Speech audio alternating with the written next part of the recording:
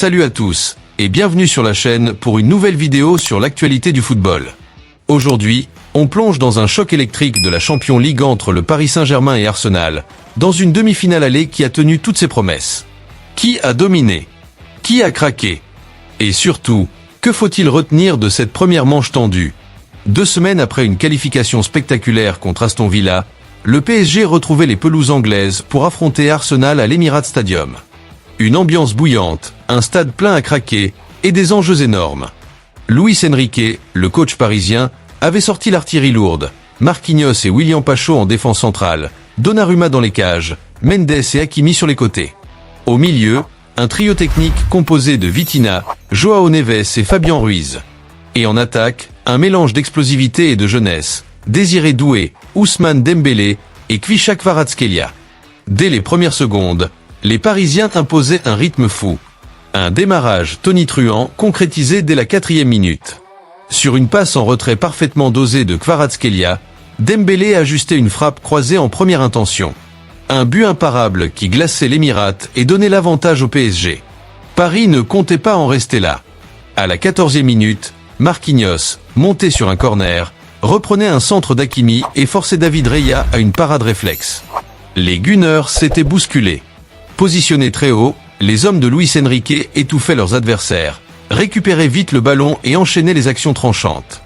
Désiré Doué aurait même pu doubler la mise à la 31e minute, mais sa tentative était stoppée par le gardien londonien. De leur côté, les joueurs de Mikel Arteta tentaient de calmer le tempo, de faire circuler et de prendre pied dans la moitié de terrain parisienne. Malgré cela, Paris gardait l'ascendant, notamment grâce à un Joao Neves très actif, qui empêchait Merino d'armer sa frappe dans une action chaude. À quelques secondes de la mi-temps, Donnarumma sortait le grand jeu devant Gabriel Martinelli, préservant l'avantage des siens. Les stats à la pause confirmaient l'impression visuelle. Paris dominait les duels, maîtrisait le rythme et menait logiquement au score. Mais attention, au retour des vestiaires, Arsenal revenait avec des intentions claires.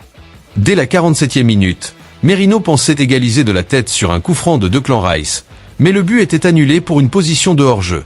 Paris venait d'éviter de peu le pire. Poussé par son public, Arsenal intensifiait ses attaques.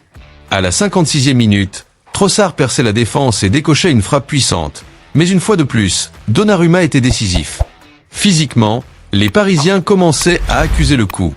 Ousmane Dembélé, très en vue en première période, devait céder sa place à la 70e minute. Mais c'est à ce moment-là que Paris montrait un autre visage.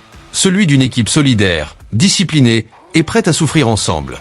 Fabian Ruiz et ses coéquipiers fermaient tous les espaces, coupaient les passes et résistaient aux assauts anglais. Arsenal, sans solution dans le jeu, misait sur les coups de pied arrêtés, mais sans succès. Malgré la fatigue, malgré la pression, Paris ne rompait pas. À la fin du match, les supporters parisiens pouvaient exulter.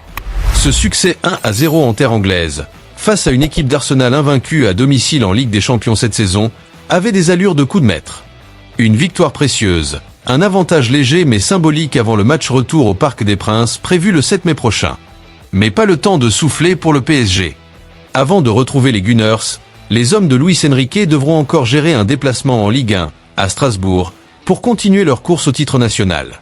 Ce match aller a prouvé que le Paris Saint-Germain a non seulement du talent, mais aussi du caractère.